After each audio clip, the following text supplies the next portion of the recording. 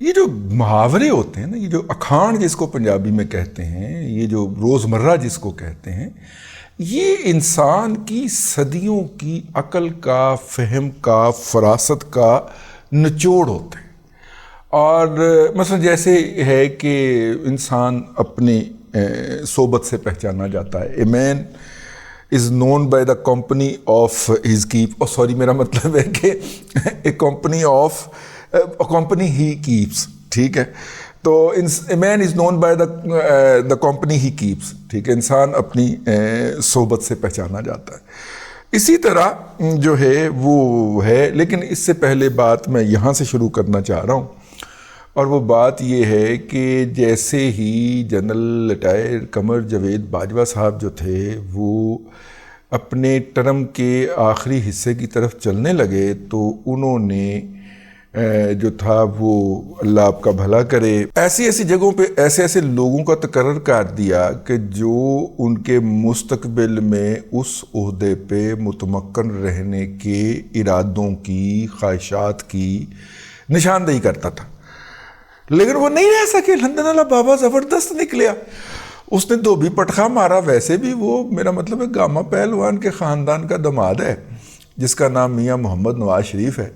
اس نے دھوبی پٹکا مارا اور الٹا کے او پہ آج باجوہ بھی تے نال او دا بچونگڑا فیض حمید بھی، اپنے ہاتھوں سے اس نے فیض حمید کا استعفیٰ لے کے اور اس کا چیپٹر کلوز کر کے جانا ضروری خیال کیا، کیونکہ ان کا خیال تھا باجوہ صاحب کا کہ یہ پھڑیا گیا تو انہیں سب تو پہلے میرا نام لینا، تو لہٰذا اس کا تو میں چیپٹر کلوز کر کے جاؤں، ٹھیک ہے۔ تو وہ چیپٹر کلوز کر کے گیا، بڑی اصرار کر کے اس نے استعفیٰ منگوایا بہاولپور سے کہ جلدی استعفیٰ دے مینوں، ٹھیک ہے، میں نے منظور کرنا ہے، اور وہ استعفیٰ منظور کر کے گیا۔ تو اسی طرح کچھ یہ مجھے یاد کیوں آیا، یہ مجھے یاد اس لیے آیا کہ آج نئے جوڈیشل ایئر کا افتتاح ہے۔ چھٹیوں کے بعد سپریم کورٹ بھی اور ہائی کورٹ بھی، ہائی کورٹ کی پچھلے ہفتے ہو گئی تھی چھٹیاں ختم، تو وہ چھٹیوں کے بعد انہوں نے ایک فل کورٹ کرنا ہوتا ہے جس کے اندر انہوں نے اپنے سال کی ترجیحات بتانی ہوتی ہے۔ ویسے میرا مطلب ہے ٹی اے ڈی اے خانگی کا حرام خوروں کے پاس ایک اور بہانہ آ جاتا ہے، مطلب جو اسلام آباد، پنڈی یا بہاولپور بینچ کے اندر ججز ہوتے ہیں وہ ٹی اے ڈی اے حرام کھانے کے لیے آتے ہیں، بناتے ہیں، لمبے بل بناتے ہیں، یہاں پہ آ کے ٹھہرتے ہیں، گھر اپنے ہوتے ہیں، بل ہوٹلوں کا ڈالتے ہیں، ٹھیک ہے۔ اس طرح سپریم کورٹ کا بھی جو نیا سال ہوتا ہے، اس کے سال کے افتتاح کے موقع کے اوپر وہ تو اصولی طور پہ پچھلے ہفتے جانا چاہیے تھا، یہ والا سلسلہ افتتاح ہو جانا، تعلیمی نئے جوڈیشل ایئر کا آغاز ہو جانا چاہیے تھا ایک اجلاس کے ذریعے، فل کورٹ کے ذریعے، نہیں ہو سکا۔ اور اب جب آپ نے ایک ہفتہ ہائی کورٹ کے ساتھ نہیں کیا، کیونکہ آپ کی چھٹیاں تو برابر ہی ختم ہوتی ہیں، تو جب آپ نے نئے سال کا افتتاح یا آغاز ہائی کورٹ کے ساتھ نہیں کیا، اب رہنے دیں، 4 دنوں کے بعد جو ہے ایک نیا چیف جسٹس آ جانا ہے اور اس کو کر لینے دیجیے گا، ٹھیک ہے۔ لیکن نہیں، باجوہ ذہنیت، یہ جتنے بھی امرانڈو پروجیکٹ کے مدار المہام ہیں ان کے اندر باجوائیت جو ہے وہ بڑی پائی جاتی ہے۔ باجوہ ذہنیت کیا ہے کہ جو آپ کی مدر سسٹر ون کرے، جو آپ کو گالیاں بکے، جو آپ کو جاتے ہوئے تھپڑ لگائے، جو آپ کو وٹا مارے، اس کی عزت کرو، اس کے اوپر تن من دھن اور جتنے بھی آگے ان ہیں وہ آپ لگا لیجئے گا، سب کچھ قربان کر دو، اپنی عزت تک نچھاور کر دو، اپنی بیٹیاں لے جا کے اس کے قدموں میں بٹھا دو، جو آپ کی دن رات ماں بہن ایک کرے۔ یہ باجوائیت اس کو کہتے ہیں، اس کو باجوہ کی ذہنیت کہتے ہیں۔ یعنی باجوہ کو اگر ایکسٹینشن ملتی تو اس نے 3/4 اکثریت کے ساتھ عمران احمد خان نیازی کو واپس لے کے آنا تھا۔ وہ عمران احمد خان نیازی جو ہر جلسے میں قمر جاوید، جنرل ریٹائر قمر جاوید باجوہ کی ماں بہن ایک کر رہا تھا، اس باجوہ نے عمران اوریجنل پروجیکٹ یہی تھا۔ وہ تو لندن والا بابا وچ لت مار گیا ہیں، آہو لندن والا بابا وچ لت مار گیا، ورنہ اس نے لانا تھا۔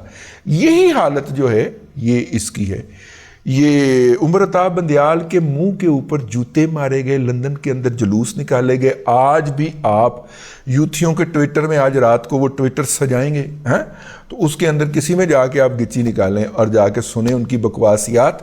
تو عمر عطا بندیال کی ماں، بہن، بیٹی، ٹھیک ہے، سحر بندیال کا نام لے کے وہ جو پھکڑ تول رہے ہوتے ہیں، ٹھیک ہے، لیکن وہ عمران احمد خان نیازی کی محبت کے اندر مری جا رہا ہے.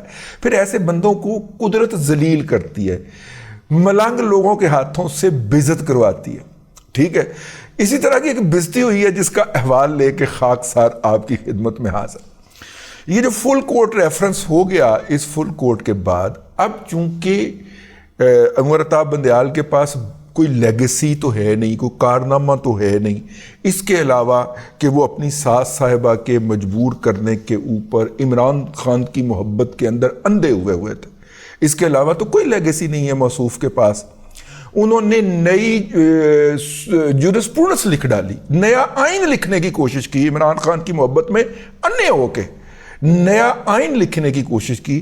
تو چھوڑ کے جانے کے لیے تو کچھ بھی نہیں ہے نا، لانتے ہیں، تبرے ہیں، فٹے منہ ہیں اس کے لیے آئندہ آنے والی تمام تاریخ میں پاکستان کی.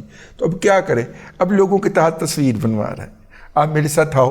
اب میرا مطلب ہے صدیق جان یا اندلیب کی نہ آیودا ہے، اندلیب کی نہ ہے یار، پورا سم تھنگ اندلیب.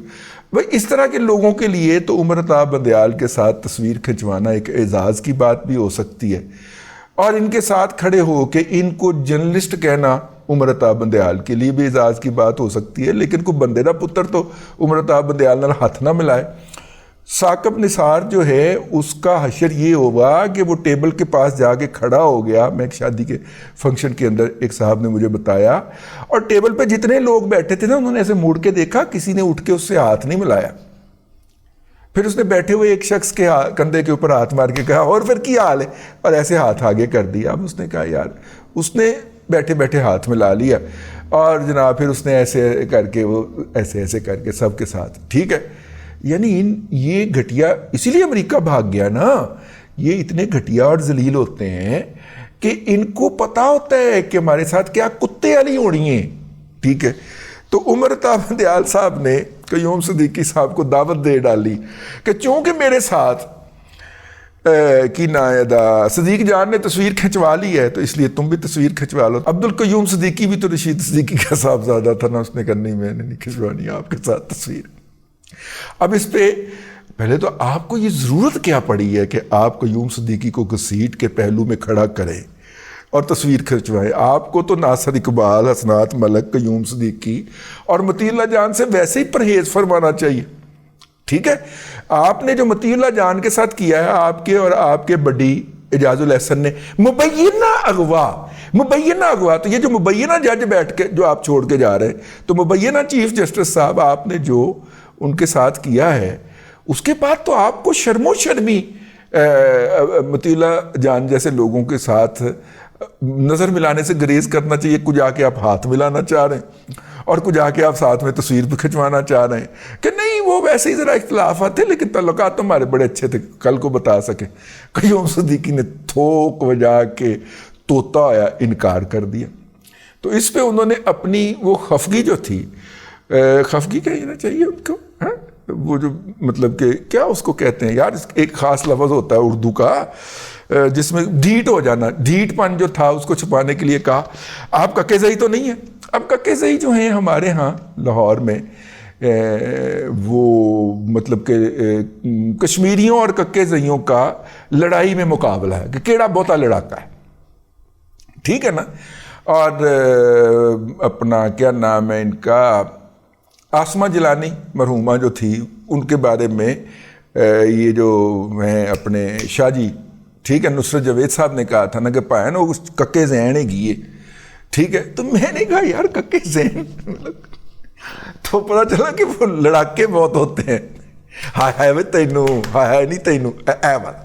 ٹھیک ہے، اے والے لڑاکے بہت ہوتے ہیں. ککے ذئیوں کی لڑائیاں جو ہیں وہ شدرے کے ککے زئی جو ہیں وہ بہت مشہور ہیں، اور اتنی مشہور ہیں کہ سارا سارا دن لڑائی چلتی ہے، اور پھر جب وہ گھر کا کوئی کام آ جاتا ہے تو وہ بریک اس میں وہ کہتی ہے کہ یہ میں نے یہاں پہ پتھر رکھ دیا تو اب بریک میں آ کے ذرا ہانڈی میں ڈوئی پھیر کے آؤں، پھر میں واپس آتی ہوں، پھر ہانڈی میں ڈوئی پھیر کے آتی ہے، پھر وہاں سے شروع ہو جاتی ہے آیا ہے نہیں تینوں، آیا ہے نہیں تینوں۔ تو وہ اب انہوں نے ماحول کو ذرا خوشگوار بنانے کے لیے اپنی طرف سے، اور وہ جو خفگی ان کو اٹھانا پڑی تھی اس کو مٹانے کے لیے کہا کہ آپ ککے زئی تو نہیں، یعنی کہ آپ اتنے لڑاکے۔ تو قیوم صدیقی نے کہا جی میں جو کوئی بھی ہوں بہرحال بندیال نہیں ہوں۔ یار قیوم صدیقی کو تھوڑا سا ہاتھ ہلکا کر لیتے یار کو، تھوڑا سا، لیکن باہر نکل کے پاؤں باہر نکال کے ایسا کر کے لانگ آن تے چھکا مارے۔ اب ان کے پاس، موصوف کے پاس نہ کوئی لیگیسی تھی، اور اس بات کے بعد نہ کوئی منہ رہ گیا۔ وہ صدیق جان کے ساتھ تصویر بنا کے آئے تھے، واپس پلٹ کے انہوں نے پھر صدیق جان کو جفی ڈال لی۔ تو میں نے پوچھا کہ گلے لگ کے روئے کہ نہیں؟ تو منہ دوسری طرف تھا، مجھے پتہ نہیں چلا۔ تو بزدی ہوئی ہے جی، ٹکا کے ہوئی ہے، یہ بزدی سیلیبریٹ ہونی چاہیے۔ مجھے یاد ہے اپنا افضال چٹا جو تھے، افضال احمد، ایک ہمارے بہت کلاسکس کے اندر جو ہے وہ ایک اداکار گزرے ہیں، ان کو افضال چٹا کہا جاتا تھا، یہ تماثیل سینٹر ان کا تھا۔ وہ کہا کرتے تھے آج ساڑی بزدی ہوئی۔ آج اس طرح کے موقع کے اوپر نا وہ کہتے تھے کہ اگر بےزتی ہو گئی ہے تو اس کو سیلیبریٹ کرو، آہو جی ساڑی بےزتی ہوئی، آہو جی ساڑی بےزتی ہوئی۔ تو میرا خیال ہے اسلام آباد کے کسی مقیم کو، جو کہ 16 تاریخ تک ہی اب مقیم رہ گیا ہے، اس کو افضال چٹا کی بیعت کرنی چاہیے اور اپنی بےزتی کو سیلیبریٹ کرنا چاہیے، کیونکہ اس کے علاوہ چارہ کار کوئی نہیں ہے، ٹھیک ہے نا؟ بہت بےزتی ہوئی ہے، بہت بےزتی ہوئی ہے، بہت بےزتی ہوئی ہے۔ توبہ توبہ توبہ توبہ توبہ توبہ، اللہ تعالیٰ اتنی بےزتی سے بچائے۔ اور اس سے پہلے سپریم کورٹ کی زمین پھٹ کیوں نہیں گئی، میں اس میں غرق کیوں نہیں ہو گیا، میں اپنی بات کر رہا ہوں، میں اس میں غرق کیوں نہیں ہو گیا، ٹھیک ہے؟ وہ اینی بےزتی، ویسے بھی وہ بلڈنگ کے اندر دراڑیں تو پئی ہوئی ہیں، کیا تھا کہ ایک درار ذرا وسیع ہو جاتی اور میں اس میں غرق ہو جاتا۔ اتنی بےزتی، میں اتنی بےزتی دیکھ ہی نہیں سکتا جتنی بےزتی ہو گئی ہے، ٹھیک ہے؟ کچھ بےزتی ہو گئی ہے، کچھ ایسی آہو نہیں آہو کر کے بہت احساس دعا دیتا ہے۔ تو کیوں جان دیا اڑدا تیر بغل چ لینا ہے، مطلب کیوں اڑدا تیر بغل چ لینا ہے؟ قیوم صدیقی بھریا بیٹھا ہے، متی اللہ جان بھریا بیٹھا ہے، اور جاؤ چپ کر کے منہ لکا کے پچھلے دروازے میں نکل کے کار چلے جاؤ، اسی دروازے سے نکل جاؤ جس میں آپ نے راؤ انوار کو بلایا تھا، نکل جاؤ اس دروازے میں سے، ٹھیک ہے نا؟ جب پبلک میں آئیں گے تو پھر یہ تو ہوگا، یہ تو ہوگا۔